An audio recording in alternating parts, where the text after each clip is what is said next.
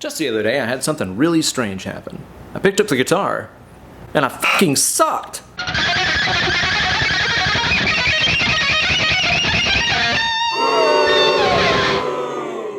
But what was going on? I mean, I'm the guy that tells the entire internet they suck at guitar. This isn't supposed to happen to me. But there I was at the center of a vortex of suckage. And it just seemed like the harder I tried, the worse everything sounded. Especially when I tried to play on the high strings. I just couldn't sound smooth.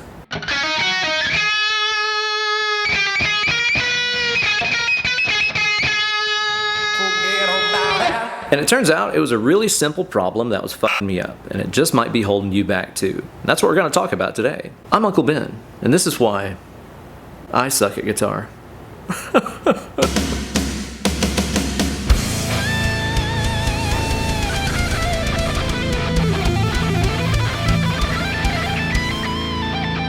Hey there kids, it's your good buddy Uncle Ben with a brand new installment of This Is Why You Suck at Guitar. And let me tell you, man, it's a hot one. Last week, this problem was driving me insane. I usually think my playing sounds alright, but suddenly out of nowhere, it sounded more disgusting than that macaroni in a pot stirring competition that I judged 2 years ago. Ew.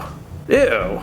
But using the process that we're going to talk about in this video, I was able to figure out what the problem was and solve it. And it might just be what's been holding you back too. So if you've ever found yourself getting frustrated by your sloppy, slimy shredding and saying to yourself that this life ain't good enough for you, well, give me your heart, make it real, and stay tuned. As always, this video is brought to you guys by everybody who supports my channel over on my Patreon page, patreon.com/Ben Eller Guitars. Sign up today, even for just $1 a month, you're going to get access to tons of bonus lessons, backing tracks, downloadable tabs, and so much more, including a bevy of practice tracks and workouts that can help you solve the problems that we're going to talk about today. I'd give my world to lift you up, but you just got to give me $1 if you want access to all kinds of cool stuff over there. So don't delay, sign up today over at patreon.com/Ben Eller Guitars. Gear-wise for today's video, I'm playing my beautiful Slash November Burst Les Paul that I got from the fine folks at Sweetwater. And I'm here to tell you, man, it's hotter than a Spanish Harlem Mona Lisa. And I'm playing that into the Synergy Steve Vai signature module, because it's so smooth. I've got that running into the UA aux. I'm also going to be using this magnet camera mount that I got from Troy Grady of Cracking the Code fame to give you guys a more better look straight down the barrel at what was f***ing my picking up and holding me back.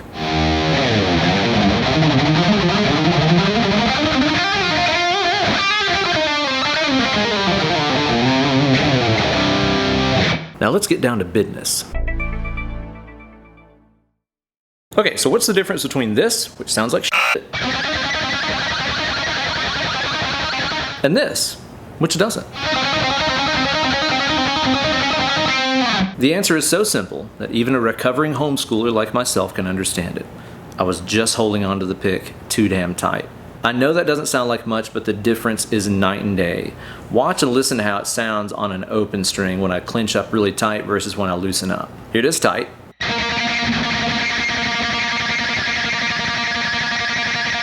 Here's the same thing again with just loosening up the pick grip.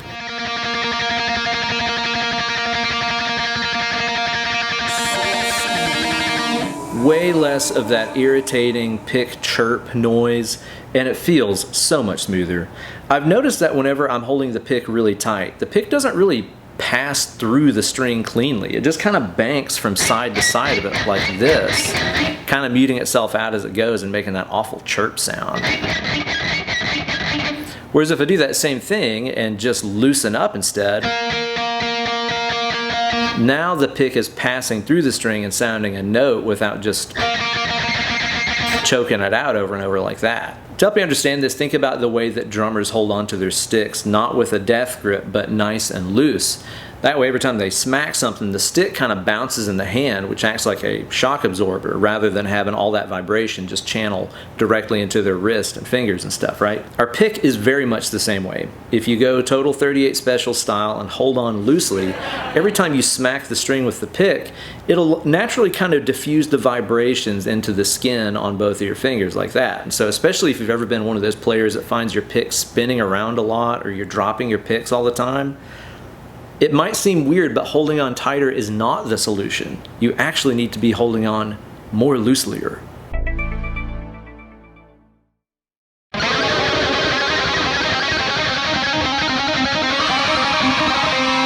Like, you could hear how well that cleaned up immediately just by loosening up on the pick. A good rule of thumb, haha here, is to watch the tip of your thumb. If you're holding the pick too tight, it'll be turning a light color like that. You see, whenever I mash down on the pick, my entire thumbnail color changes, right? If that's what you're seeing, you're holding onto the pick too hard. Try loosening up a little bit to where you don't get that change of color in your thumbnail, and that'll give you a good idea of if you're holding onto the pick too tight or not. This is especially important when you're playing on the high strings. This is something that was like blowing my mind the other day. I could still shred pretty good when I was playing on the low strings, because I guess they can just kind of take more of a beating. So you can still have that death grip and beat the crap out of the bottom strings, and it's not that bad. But the minute I was getting on the high strings, it was this scratchy, indistinct mess. It made it sound like my hands weren't synchronized or anything.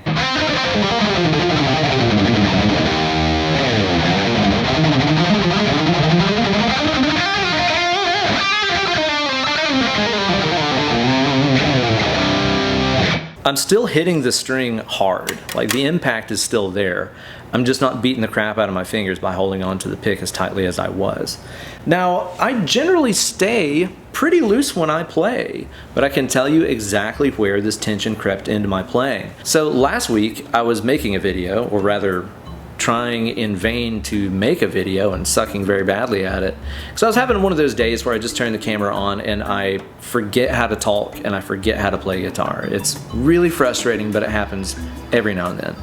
What I should have done is just walk away and come back to it another day, but that isn't what I did. I just kept going with it and forcing it and getting more and more frustrated as I went.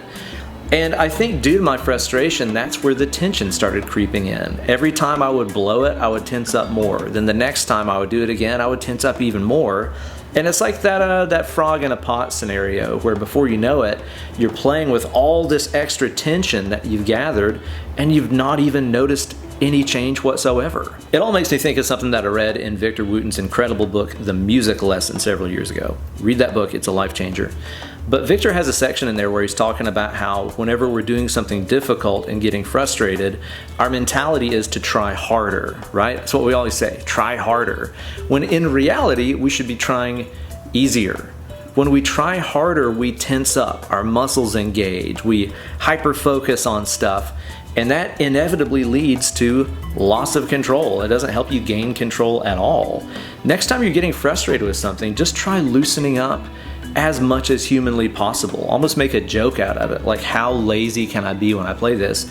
And you'll probably find yourself gaining a whole lot more control than if you tried harder. But I can hear you calling me out from the barrio, saying, how do I figure out my problems and how do I fix them? That's what we're gonna talk about next. I went from this to this. I changed everything about the way that I was playing. Sometimes changing what you're doing can be a great way to find a solution, just like how Carlos Santana changed up his game whenever he teamed up with Rob Thomas for the 1999 smash hit Smooth. Sometimes what it takes is a completely different approach, and that's what I do whenever I'm having trouble with the guitar, especially picking problems. I change picks, I change guitars, I even change the way that I play. So you'll notice that I typically play on the leading edge of the pick for my downstrokes, like a lot of us do. But obviously that was not working for me last week, so I changed everything up to where I'm playing off of the trailing edge of the pick. This is a perfectly valid style. A lot of players do this, like Misha Mansour from Periphery. It's just not normally my thing.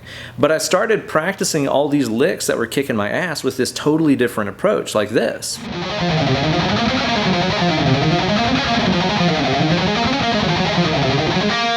Now, playing off the trailing edge isn't exactly my strong suit, but the advantage that it gives me is an objective look at what I'm doing. When I play with my default technique, it's just entirely muscle memory. It's like the nervous system is taking control of that rather than my brain, you know what I mean? But when I play in an unfamiliar way, maybe on an uncomfortable tone, on a guitar I don't play often, a different pick and all this stuff like I was saying, whenever I play with a totally different technique, I have to be very conscious about it. I have to really focus and not go on autopilot. And sometimes it can really help me see what is working about this that isn't working in this. I noticed when I played with trailing edge, I was naturally just playing a lot softer and holding on to that pick a lot less tight. It made me really conscious of the fact that when I went back to my normal grip, I was squeezing that thumb up like this. Another big problem that you get whenever you squeeze the thumb up, by the way, is the way that it diverts the first finger. See that sideways motion like that? Yeah, your finger's not supposed to bend that way. Kind of hurts to do that. If you're having trouble with that, try using the buddy system. Put your middle finger knuckle right up against your first finger knuckle like that. Now the thumb can't really bully that first finger around quite as much. That'll help as you're trying to learn how to loosen up with your playing. So I played trailing edge for a while. And then when I went back to my standard leading edge technique, just like the ocean under the moon, so did my relaxed playing return to me, and I could realize that it was that death grip that was messing me up all along. I changed my picking world to better suit my mood, because it was so smooth, and so can you. And here's how you should be practicing to make sure that you're not gaining any tension while you shred.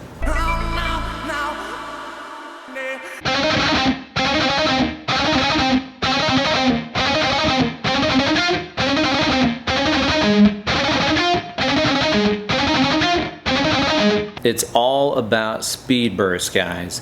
If you practice with bursts of speed, your picking is going to stay relaxed and it's going to get hotter than 7 inches from the midday sun. I guarantee it.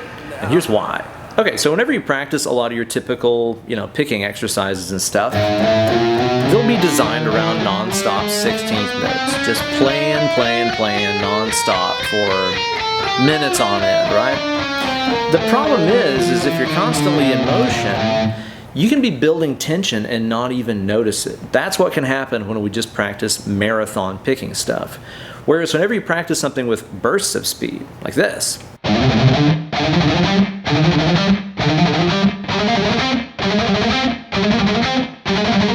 you get that little rest period in there in between licks, right? Rest, rest. And you can use that rest period to notice if your body is letting go of any tension. If I would have practiced some speed bursts the other day, I would have noticed that with every rest that I came to, my thumb was relaxing the grip on the pick. It would have looked and sounded kind of like this. You can see that thumb contracting and I can feel it releasing whenever I'm not playing. That is the benefit of practicing stuff with bursts of speed. You can use those rest breaks to monitor what it is in your body that just let go. And pay attention to everything. I'm talking head to toe. Like, did you just exhale when you took a break? Did you just loosen up the pick? Did you uncurl your toes? Whatever it is. If you notice something loosening up when you're not playing, it means that it was tense when you were playing. And if you can get rid of that tension, you can start playing a lot more relaxed and more smoother. Some of my favorite ways to practice speed bursts revolve around simple 3-note patterns, like that.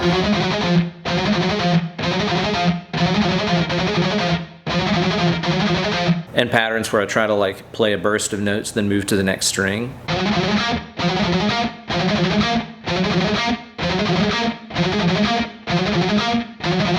Whenever I do those speed bursts now and I hit one of those rest breaks, I don't feel anything letting loose. I don't feel any more loose when I'm playing than I do when I'm not playing.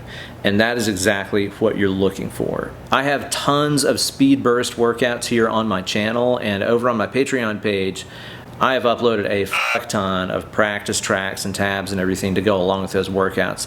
And those are really going to help you stay nice and relaxed when you're playing. So be sure to check those out over on the Patreon page. All the work that I put into learning how to relax that picking hand this week also inspired me to make a new 1-string speed burst picking exercise. That'll be coming out next week on my channel on the newest installment of Weekend Wank Shop. So be sure to stay tuned for that. If you would leave, it'd be a crying shame. So there you go, guys, a look into my own journey into the dark dungeon of suckery. Hopefully that helps you guys out, to help you stay loose with your playing, lose the tension, and start playing more better today. Thanks so much for liking this video. Be sure to subscribe to the channel, ring the bell for notifications, and tell your mom I still want my Whitesnake shirt back. If you like this video and want to get even more out of it, be sure to check out that Patreon page today over at patreon.com/BenEllerGuitars. It's where you're going to get practice tracks for all those speed burst workouts I was talking about. They're going to help you stay nice and relaxed on your journey through shreddom. Don't delay, sign up today. Well guys, it's been fun as always, but now it's time to get away from the internet machine and go play some guitar. Less clicking, more picking.